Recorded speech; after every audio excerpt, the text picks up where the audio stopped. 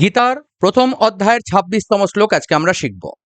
তত্রা পশ্যৎ স্থিতান পার্থঃ, তত্রা পশ্যৎ স্থিতান পার্থঃ, পিতৃনথ পিতামহন, পিতৃনথ পিতামহন, আচার্যান মাতুলান ভ্রাতৃন, আচার্যান মাতুলান ভ্রাতৃন, পুত্রান পৌত্রান সখিংস্তথা, পুত্রান পৌত্রাং সখিংস্তথা। আমার সঙ্গে আরেকবার প্র্যাকটিস করুন। তত্রা পশ্যৎ স্থিতান পার্থঃ, পিতৃনথ পিতামহন, আচার্যান মাতুলান ভ্রাতৃন, পুত্রান পৌত্রান সখিংস্তথা।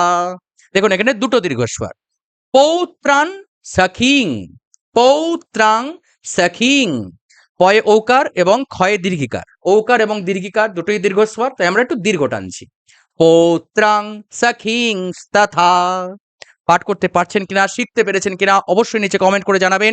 আর এখনো পর্যন্ত যারা আমার সঙ্গে প্রত্যেকটি শ্লোক শেখার চেষ্টা করেছেন তারা কতটুকু শিখেছেন সেটাও কিন্তু আমি জানতে চাই। নিচে কমেন্ট সেকশনে অবশ্যই জানাতে ভুলবেন না। ভালো লাগলে লাইক করতে হবে, চ্যানেলকে সাবস্ক্রাইব করে সঙ্গে থাকতে হবে। জয় গীতা।